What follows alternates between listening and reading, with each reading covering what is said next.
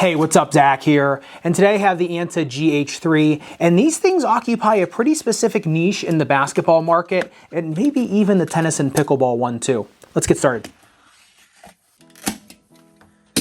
Now, number one, the uppers are all about containment. It is just one big synthetic textile wrap all the way around the foot. There really isn't any knitting or jersey material except for the tongue. This thing is all double reinforced to the lace line all the way around the shoe, and even you get the harnesses on the medial and lateral side of the shoe, which aren't window dressing. They actually do make the shoe a lot more stable both medially and laterally because they integrate into the lace line. So you're pulling one way with the Velcro and then the laces are tightening down the other. So you are getting a pretty good kind of almost 3D type lockdown in the shoe. A little bit different than some other shoes. Yeah, it adds a little bit of weight to the shoe, but in terms of containment and more rugged performance, these probably are some of the more rugged uppers you'll see out on the market right now. And just looking at them on the upper durability test, the Dremel 10-second tie grit sandpaper, it's like a super durable outsole. I mean, you can barely tell I did the test on it, and I didn't even do that test on these linear pieces of reinforcement. So the entire upper is just really nice and caged and will keep your foot pretty well protected from your toes as well as the dragging and sliding. And looking at the midsole teardown, some really interesting pieces of tech in here.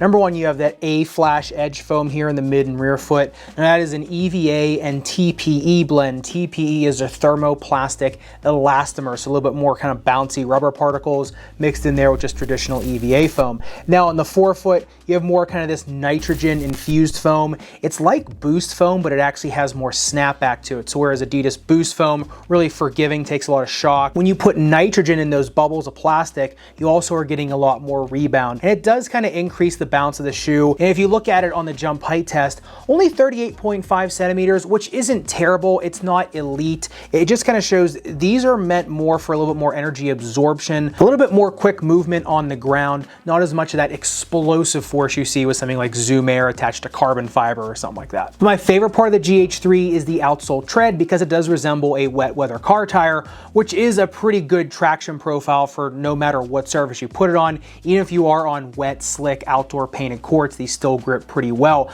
I was kind of curious that the durometer or test of hardness was actually higher on the central rubber versus the peripheral rubber. A lot of times that peripheral rubber around here is actually harder to give you more durability, and you get the tactile feel in the central rubber. However, it was a little bit flipped there. Not much of a difference, but a difference. If you look at the outsole durability test though, with the Dremel 10-second tie grit sandpaper, both the blue and the white rubber, not even a millimeter of damage. The Dremel barely scuffed it. So in terms of durability, really nice profile. And because that herringbone or the wet weather car tire is a little bit flatter, like I said, you will get the durability profile, but also the grip on really no matter what court you put it on. And speaking of that traction, look at the shuttle test, 14.71 seconds on a shoe that is pretty bottom heavy. The uppers are pretty bulky, so you wouldn't think this shoe would be a real speedy shoe. However, because the containment is so good and because you can really maintain speed in the corners, these do give a surprisingly nice little boost around corners. I did notice that when I was kind of getting low and cornering, the forefoot of these shoes, that's when that foam kind of engaged better, kind of when I was giving it more energy versus when I was just trying to hit a jump shot or doing the jump height test. So I did notice the more energy you put into these, the more you're going to get back out of it. And I think that's why the shuttle test did so well on these, even giving the weight profile of this shoe. And speaking of the weight profile, if you look at the fit of the GH3s, if you're a narrow or medium foot, you can just go true to size. If you are a 2E, I definitely would go up that half size. I wouldn't go up more than a full size on these because they can get pretty heavy. So if you are over a 2E, I'd try to go up that half size, make it work with a 1-to-1. However, that doesn't work for you. You might want to try something else in the lineup just because you might get into a little bit too much weight there. But in terms of people that have heel pain, ball of foot pain, tendonitis, arch strain, these are one of the best out there. Number one, nice broad TPU shank, gonna hold that foam up. Plus with the TPE elements in the EVA foam, you are getting just a lot more energy absorption in the midsole, plus the nitrogen in the forefoot, better for ball of foot pain. So no matter what kind of ailment you're bringing on the court, these do really well. Also because the flange out here is nice and wide and it is indented, a lot of forgiveness in there. So if you are somebody that is a chronic ankle sprainer, this kind of paired paired with your ankle brace does do really well because these harnesses can lock that ankle brace in this shoe better than most. But in terms of the all-important playability of the GH3, I really think it has one use case that shines more than anything else, and that is driving to the rim.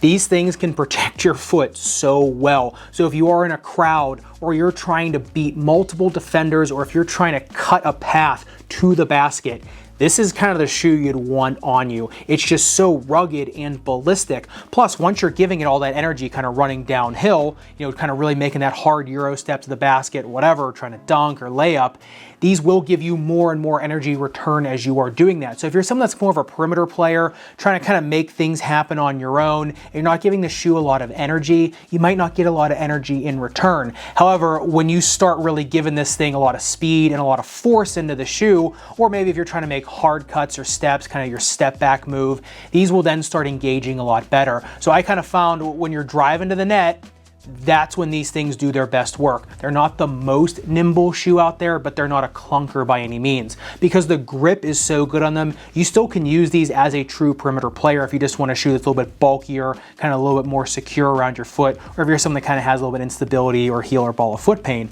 Definitely can use them. But I just think driving to the hoop, these are the best shoes out there right now for sure, just because of all the stability they give you, the protection of your foot, plus the energy return you get when you're making those types of moves. But let me know, are you willing to sacrifice a little bit of weight to get more stability and security, you know, from a shoe kind of like this versus a little bit more of a lightweight shoe, kind of like the Zoom Freak 4?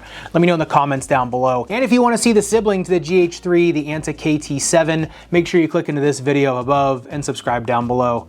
Respect your rubber and foam. I'll see you in the next video.